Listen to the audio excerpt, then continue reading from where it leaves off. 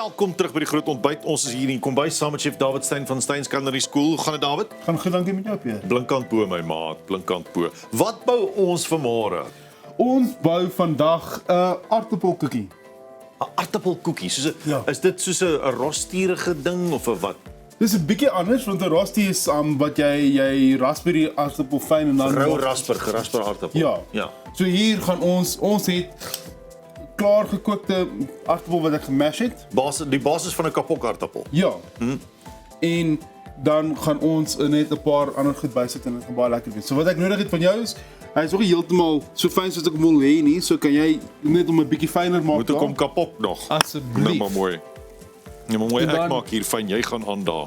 Ja, en dan gaan ons net so bietjie, ons gaan bietjie hoender, bietjie kaas, eiers, petersilie en 'n paar broodkrummels bysit. Hoenderkaas en eiers. So daar kom nog 'n proteïenetjie by ook. Ja. Okay, ja, lekker. Ja, so hierdie is 'n lekker happie wat jy net kan maak vir 'n voorgereggie. Hoorie, so wat nogal lekker is hierdie, as jy 'n klomp aartappels het wat jy gemaak het wat die mense nie geëet het en jy het aartappels oor, dan kan jy mos nou hier die volgende middag vir jou 'n lekker snack maak met die oorblyfsel van die heel hoender en die aartappel. En dis baie lekker hierdie. Of vir die kinders se kosblik. Kosblik kos. Ek dink hy's reg daar. Dink jy, Shap? Ja.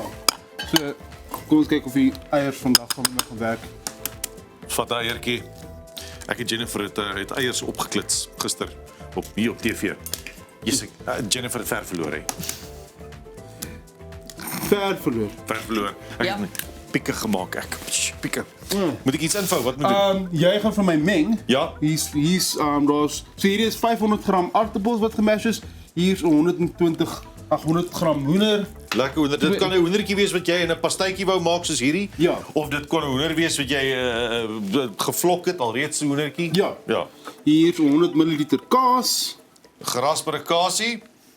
en petersilie Ietsie groens is altyd 'n wenner. en hier het ons 250 ml broodkrummels. Broodkrummels. Nou dit gaan nou 'n lekker basis, 'n lekker bindende faktor wees saam met die aartappels.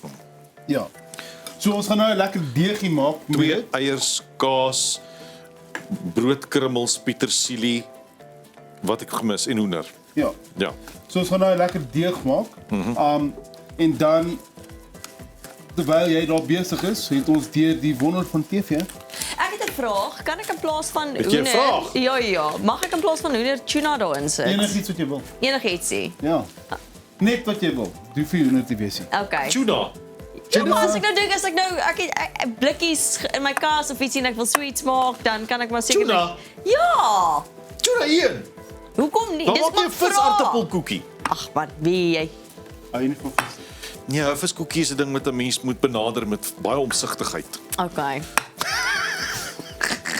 Okay, as jy hom gemeng het, Ja. dan gaan hy éventueel so lyk. Wil jy nog iets sê nou vir nie gemeng? Nee. Ek het 'n spasma in hierdie arm. Dis die arm waarmee ek my tablet moet werk. Wel, oefen jou spiere vir die tyd. Dan gaan hy gaan dan so lyk. Yes. Dan druk jy hom seker lekker cookie size bolletjies uit. Yes. Maar right? En dan sit jy hom in 'n pan met 'n bietjie botter. Ook die goed moet hierdie gebak word nou. Ja.